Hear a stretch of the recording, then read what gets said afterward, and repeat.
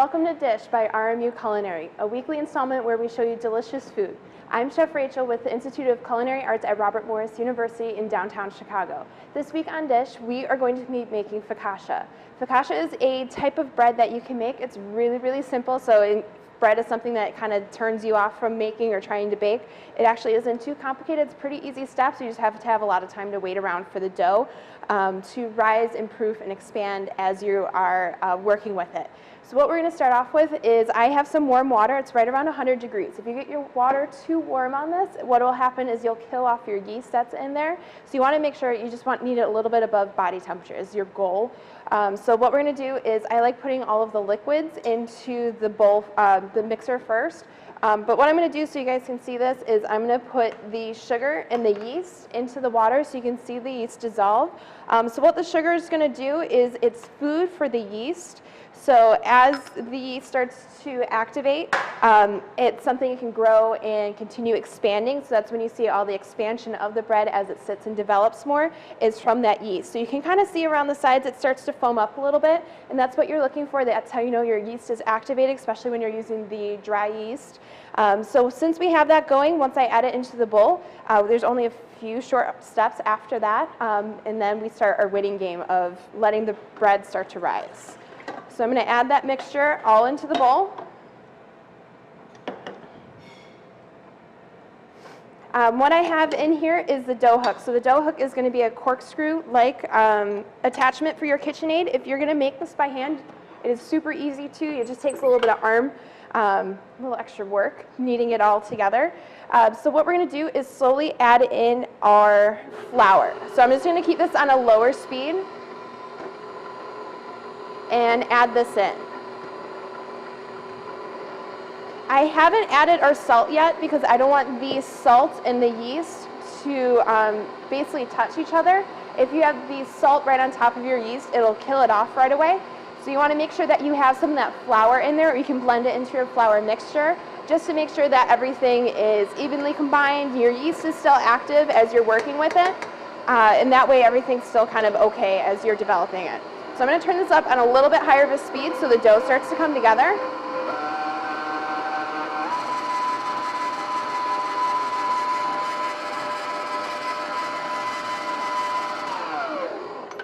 And just what I'm going to do every so often is kind of pull some of the flour that's not mixing together towards the center of the bowl.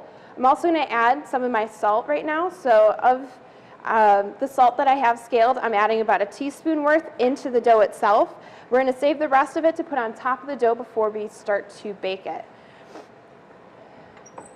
Let's need another minute or so to mix.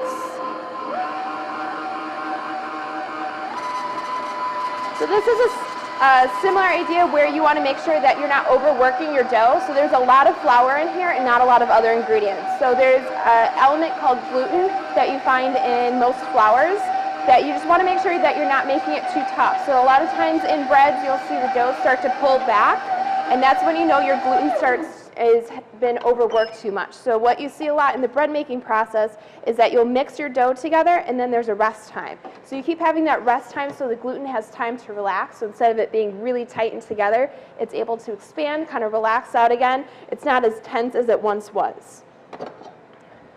So I'm going to do, there's just a little bit of extra flour in here, which is okay. We can have some of that left in the bowl because sometimes the dough itself won't take all of the flour. It has to do with the humidity levels. So what I'm going to do is take it and transfer it back to a bowl. Try and get as much of the dough that's stuck on the side as possible. And all I'm going to do is add a little bit of onion to it. You can use yellow onion, red onion, whichever you prefer. I'm going to add some of that into my dough and mix it in just a little bit so that way it's evenly distributed.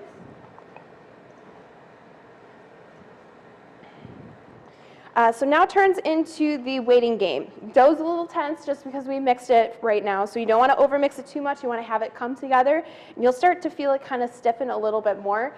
At this point, what we're going to do is just put a little bit of pan spray in there. You can also use a little bit of olive oil in the bowl just to kind of help it to prevent sticking. I'm going to give it a little bit of toss so it's on all sides. I'm going to cover this with plastic wrap and keep it in a warm spot.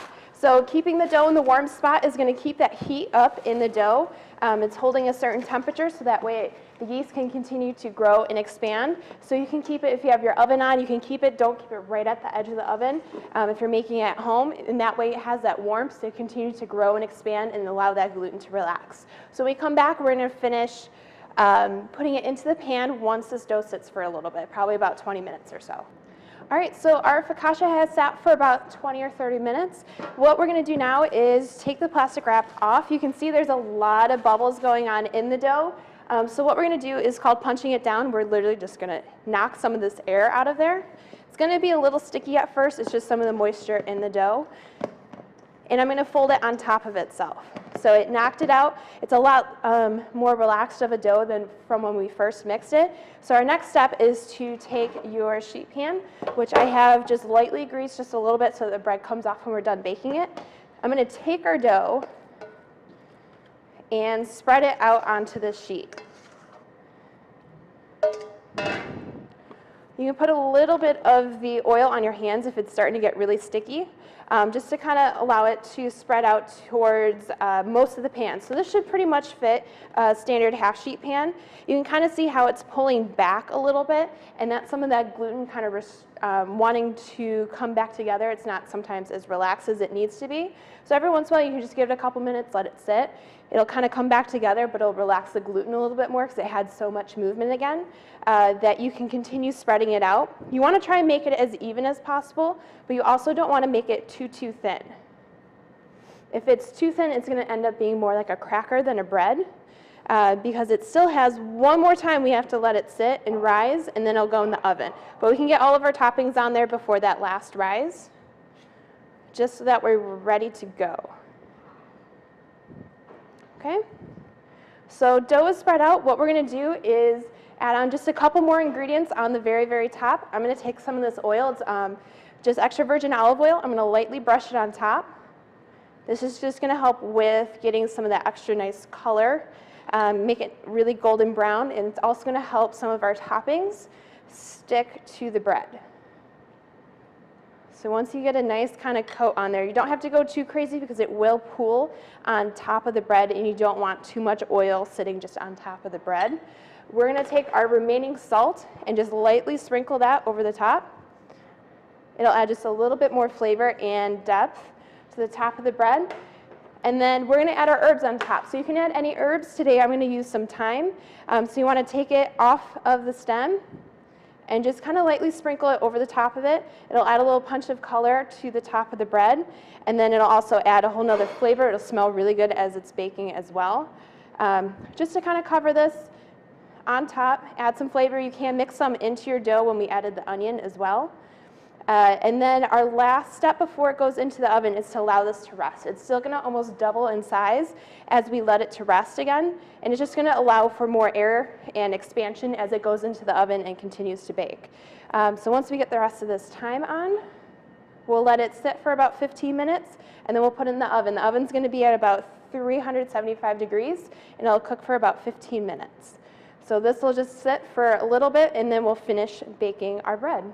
So once our focaccia came out of the oven, we let it cool, so that way we were able to cut into it. If you cut into your bread while it's still warm, it'll actually smash down the bread and make it look like it's not cooked or raw in there. So once we got it, we cut it into a couple slices. You can serve this with any kind of dipping sauce by itself as a part of a side dish. But for any more information about our programs, visit robertmorris.edu/dish or subscribe to our YouTube channel. We'll see you next week.